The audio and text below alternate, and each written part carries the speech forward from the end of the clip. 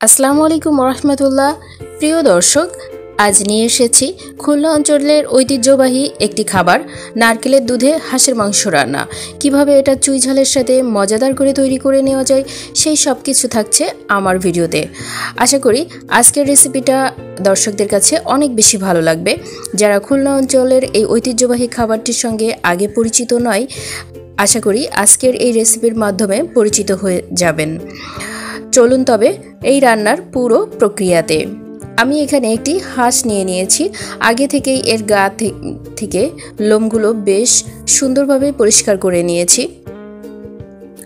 হাঁসের গা থেকে পশমটা সবটাই আমি সুন্দরভাবে তুলে নিয়েছি, আর কোনো পশম অবশিষ্ট নাই।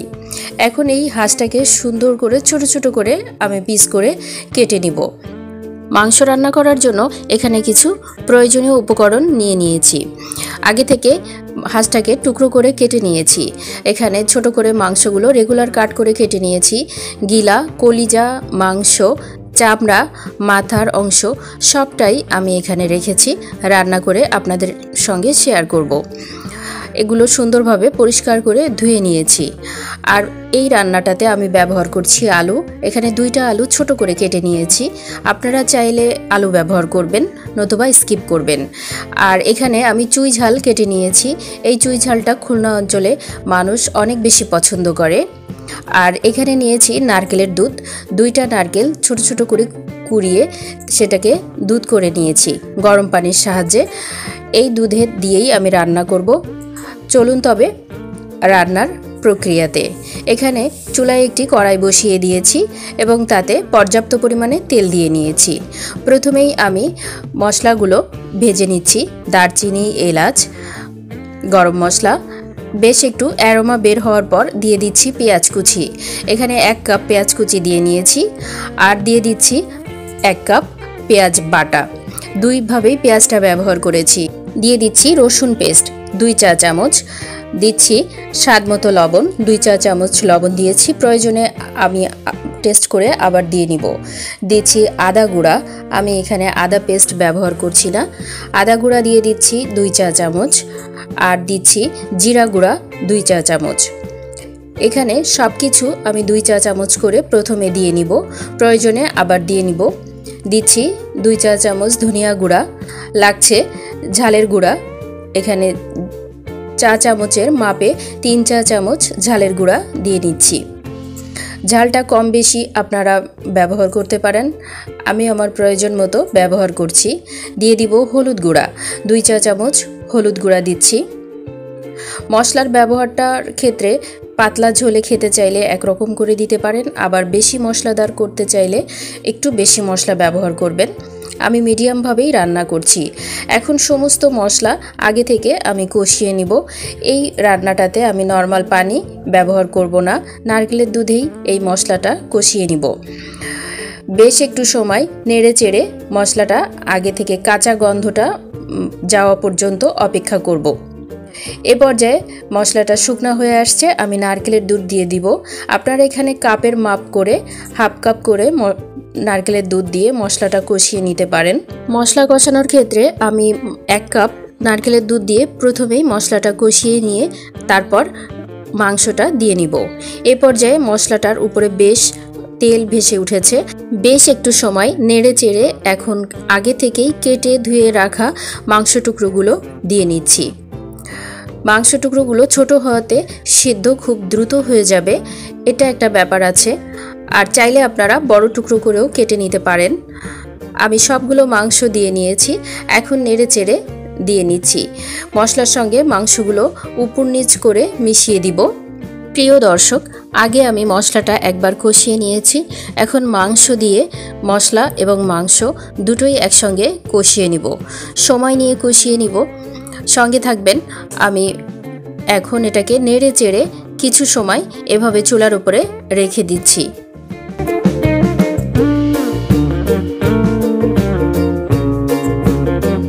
বেশ তেল উঠতে শুরু করেছে। আর এ পর্যায়ে চুলার নাড়াটা একটু মাঝে মাঝে নেড়ে দিতে হবে, নতুবা নিচে ধরে যাওয়ার সম্ভাবনা আছে। আমি একটু পরপর এভাবে নেড়ে চেড়ে দিয়ে নিচ্ছি। মাংস থেকে বেশ পানি ছাড়তে শুরু করেছে। এই পানিতেই মাংসটা অনেকটা সেদ্ধ হয়ে যাবে। চুলার জাল মিডিয়াম টু হাই হিটেই আছে এবং এ পর্যায়ে বেশ তেল ভেসে উঠতে শুরু করেছে।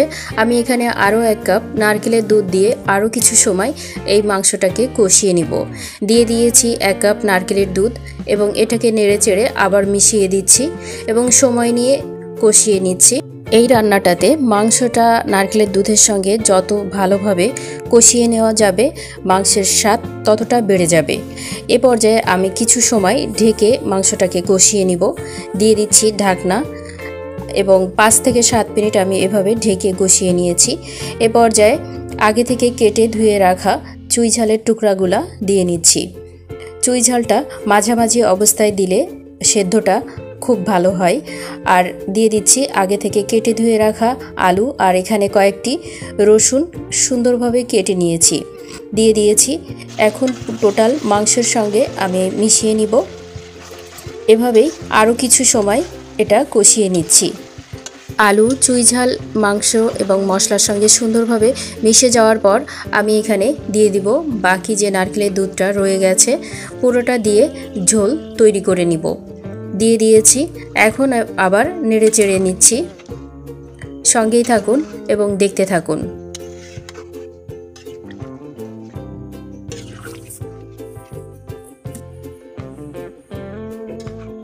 এই রান্নাটাতে আমি হাঁসের কলিজাটা আগে তুলে রেখেছিলাম, এ পর্যায়ে আমি দিয়ে নিচ্ছি।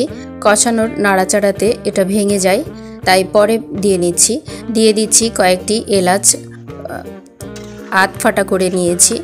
বেশ চমৎকার একটি সুঘ্রাণ তৈরি করবে। এখন নেড়ে চেড়ে এই রান্নাটাকে আমি কিছু সময় ঢেকে রান্না করে নিব। এখানে ঢাকনা দিয়ে ঢেকে 20 থেকে 25 মিনিটের মতো রান্না করে নিচ্ছি। আর কিছু সময় বাদে বাদে আমি এভাবে নেড়ে চেড়ে দিয়ে নিচ্ছি। আবার একটু সময় ঢেকে দিব এবং নেড়ে চেড়ে নিব। রান্নাটায় সুন্দর কালার আসতে শুরু করেছে। আমি নেড়ে দিয়ে নিচ্ছি যেন নিচে লেগে না যায়।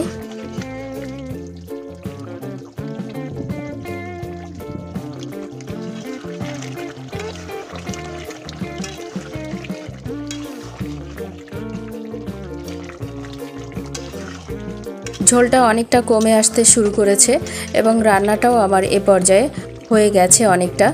এখন আমি নামিয়ে একটি সার্ভিং ডিশে সাজিয়ে দেখাবো কত সুন্দর হয়েছে রান্নাটা। আমি চুলা থেকে নামিয়ে নিচ্ছি এবং এখানে একটি সার্ভিং বোল নিয়ে নিয়েছি এবং এখানে মাংস তুলে দেখাচ্ছি কত সুন্দর হয়েছে কালারটা। নারকেলের দুধের রান্নাটা দেখতে অনেক বেশি সুন্দর হয় আর খেতেও অনেক মজা হয়। তুলে নিচ্ছি এখানে চুই, আলু এবং মাংস। প্রিয় দর্শক, দেখতে যতটা সুন্দর হয়েছে খেতে তার চেয়ে অনেক বেশি মজা হয়েছে। এমনভাবে যদি বাসায় তৈরি করার সুযোগ হয়, একবার এভাবে রেসিপিটা তৈরি করে দেখবেন, পরিবারের সবাই অনেক বেশি পছন্দ করবে।